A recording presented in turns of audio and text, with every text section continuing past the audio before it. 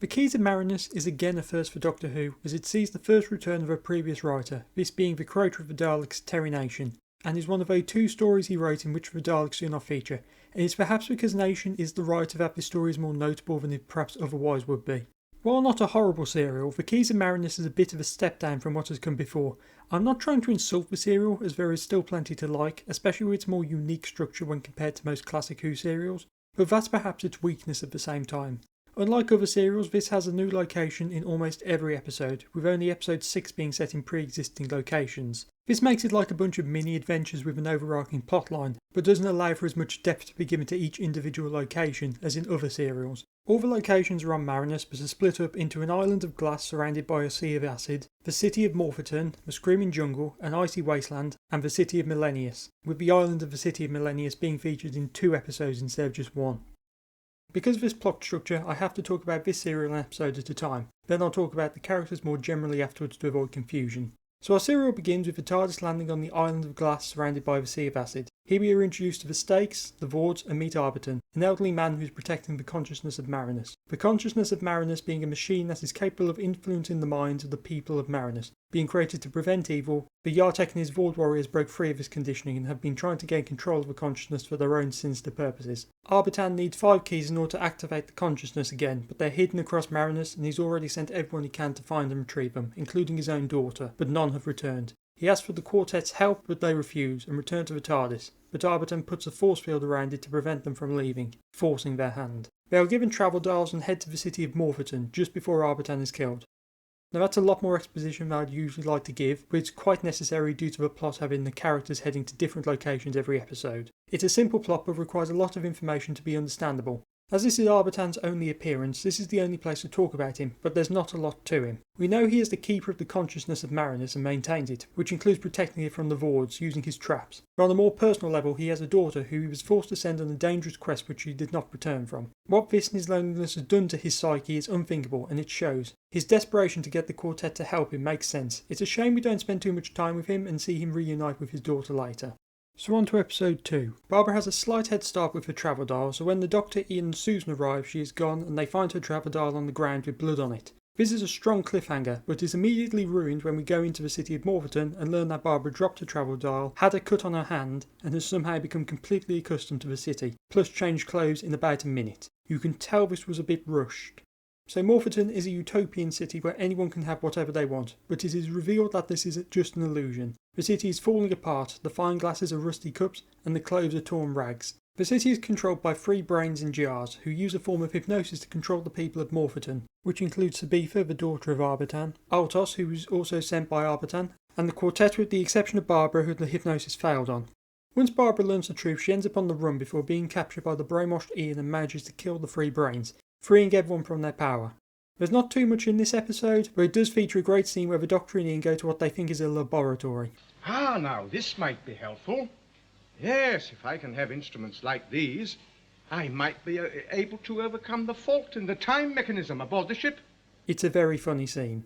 There is a strong scene in terms of direction when we see from Barbara's point of view, and then the view of the others, seeing Morpherton how it is and how it appears to be. It's a very interesting scene and really shows the difference between the reality and the fiction, although most of the episode does stick to one or the other.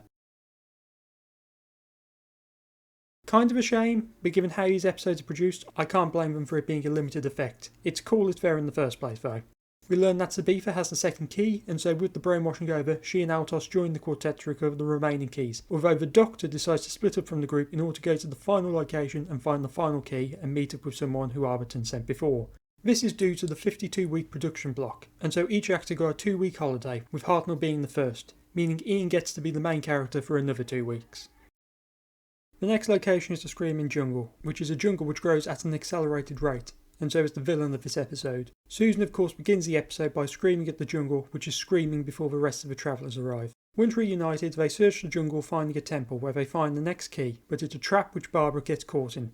The group consider a rescue mission, but come to the conclusion that so long as Barbara is okay, then she can use her travel dial to escape. They all begin to leave, but before Ian and Sabitha leave, Sabitha realises that the key they found is a fake, and so Ian stays to find the real key while Sabitha moves on. I do want to note that although it's never stated, from these events it can be assumed that the travel dials can't be reversed, only allowing for forward travel. Ian goes after Barbara and they reunite before going through a series of traps, including a net, a cage and a falling axe. After escaping, they meet with the setter of the traps and protector of the key, Darius, an old scientist who's responsible for the accelerated growth of the jungle which he's been fighting against for his own survival. It doesn't go well as soon he is killed by a creeper. Before dying he gives Ian and Barbara a clue to the key DE302 and points to a door. There is a safe in the room which Ian of course tries, but the code is not a combination for it. Instead, after searching the room as the jungle makes its final assault on them, Ian and Barbara realise that the code is in fact a series of chemical symbols. With this realisation they find the key in a jar labelled as such and escape, finding themselves in an icy wasteland. Fortunately, episode 4 picks up and is a lot more interesting than the previous episode, although cast-wise it only introduces one new character, Vasar. He is more than enough though. His characterisation and general presence is very intimidating, being larger and stronger than any of the other characters, with knowledge that has helped him survive in this icy wasteland, makes him a force that isn't to be taken lightly, at least for the first half. To explain what I mean, we have to get into the plot. Let's try and make this quicker than the last episode. Ian and Barbara are found on the mountain by Vasar, who takes them to his hut. Vasar reveals that they were found by him and Altos, who forced him to take them back to his hut before going to find Susan and Sabitha. Ian trades his travel dial for some furs before going to find the rest of the group, leaving Barbara alone with Vasar. It's also important to note that Vasar gave Ian a bag which turns out to contain meat to attract wolves. Barbara finds the keys alongside the travel dials of the rest of the group, with Vasar revealing that he left the two girls to die in an icy cave. Ian finds Altos tied up in the mountain, left to die, so he frees him and takes him back to the hut. Once at the hut, Ian somehow forces Vasar to take them to the cave where they find the girls who have just discovered 4 frozen knights who are guarding the next key, which is in a frozen block of ice. Vasar drops the rope bridge so the group can't escape, so the men begin to make a temporary bridge out of icicles while the women recover the key by melting the ice by warming the pipe through hot water. The 4 knights thaw out but are slowed by Ian dropping some ice. Meanwhile, Susan, in a surprisingly brave moment, crosses the icicle bridge and repairs the rope bridge so the others can escape, dropping it after them to trap the knights, one of them falling to their demise. They return to the hut, recovering their items before leaving Vasar to the mercy of the knights. So as I said before about Vasar being a force that isn't to be taken lightly, at least for the first half, I think you may have noticed what I want to go into in the summary. Despite being this force, Ian is able to make him cave very easily, and you may ask how. I don't know, as it happens off screen. Ian threatens Vasar, then the scene cuts to Susan and Sabitha, and the next time we see them, he is following Ian's orders, having already led them to the cave. Now this definitely makes Ian a force I don't want to cross, but it also weakens Vasar's character considerably, or at least alternatively, lowers the stakes of the characters as now they're more capable than they should be. Now maybe I'm not doing the best to condense the plot of these episodes, but I am really noticing how much longer this script is getting than my previous ones. Since the setting is dramatically changing from one episode to the next, it's hard to explain the plot through the character's journey, and I have to continuously establish things. New characters, settings, almost everything. Luckily, the remaining 2 episodes are set in one new location, and so I should be able to condense it down. So the cliffhanger for episode 4 is Ian finding a dead body near to a case with the last key in. He tries to get it but is struck down and a weapon is placed in his hand before the key is stolen by someone. In episode 5 we learn that this is a sealed chamber in the museum and that Ian is believed to be responsible for the theft alongside an unknown accomplice. And due to the legal system in the city of Millennius, Ian is found guilty until proven innocent, learning this from interrogator Taron. Following this, the Doctor makes his return and becomes Ian's defence counsel. The Doctor is able to get 2 days to gather evidence to prove Ian's innocence on the grounds of how unusual murder is in Millennius, although this is to the great annoyance of the opposing counsel, Ison. What ensues is the Doctor learning that the dead man is in fact Eprin, who the Doctor had gone ahead to meet, but this never occurred. And through a crime reconstruction with Barbara and Susan, he deduces that the relief guard, Aidan, is the one who attacked Ian and stole the key, although he lacks the evidence to back this up. Barbara and Susan go to find evidence at Aidan's house where they meet his wife Kara. The two learn nothing but they overhear Kara being hit by Aidan due to her scream of pain when they leave. When the trial recommences, the Doctor with the help of Sabitha is able to trick Aidan into confessing his guilt, but he is killed before he can say anything, and so Ian is still sentenced to death. With the trial over, Barbara receives a call from someone saying they have Susan captured, and that they will kill her if the group don't stop their investigation. Barbara, Altos and Sabitha go to visit Kara to see if she has any information that could lead them to Aidan's killer, but she breaks down in tears. But as soon as they're gone, it's revealed that she is the one who has kidnapped Susan. The trio realise this due to an offhand comment and are able to rescue Susan. Following this, with the help of Taron, the Doctor sets a trap for Aidan's comrade, who turns out to be Ison, who was also in league with Kara, and the key is revealed to have been hidden in the weapon used to kill Eprin. With Ian's name cleared and all the keys collected, the group return to the island to return the keys to Arbitan, with Altos and Sabitha going ahead of the quartet. We learn that Yartek and his Vords have taken control of the island and are awaiting the final key. Ian and Susan go to return the last key with Yartek in disguise as Arbitan, but due to his helmet it's not fooling anyone. In a clever move, Ian gives Yartek the fake key, which when inserted into the consciousness of Marinus destroys it, alongside the entire building which the group barely escaped from. The quartet return to the TARDIS and say their goodbyes to Altos and Tabitha, who are going to start a new life together in Millennius. So I think from this review so far it's clear that due to the structure of the Keys of Marinus, it's harder to dissect due to the changing setting and cast every episode.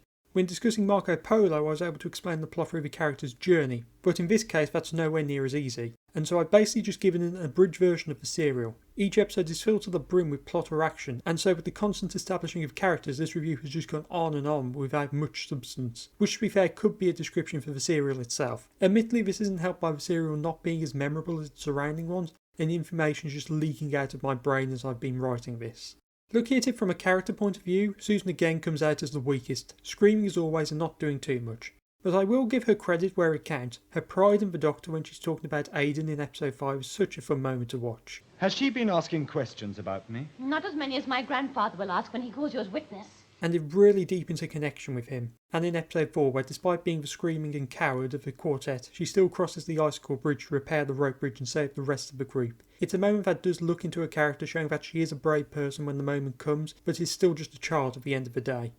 With the Doctor gone for 2 episodes, Ian takes the lead again as the main, and fearlessly walks into danger to recover the keys and terrify people who you really shouldn't be able to. But this is balanced by Ian having very little impact on the plot in episode 5 and the first part of episode 6, with the Doctor taking up the reins again. But Ian does get to defeat Yartek in the end, in the place of the Doctor who is trying to find Altos and Tabitha, so once more Ian saves the day and the entire planet of Marinus. Barbara also gets to have a strong presence, notably in episode 2 where she frees the people of Morpheton and adds 3 to her kill count. In episode 4 she also gets some strong moments at the beginning when she's alone with Vassar, plus basically sharing the lead with Ian in episode 3. Hartland of course spends 2 weeks on holiday and so the Doctor is present for 4 episodes. Episode 2 there isn't much for him, but he shines in the rest of the serial, especially in episodes 5 and 6, due to Hartnell being rested and so his performance is much more energetic. And of course in episode 1 when we have 2 classic flubs. Isn't frozen, is it? No, impossible in this temperature. Besides, it's too warm. Yes, and if you'd had your shoes on, my boy, you could have lent her hers.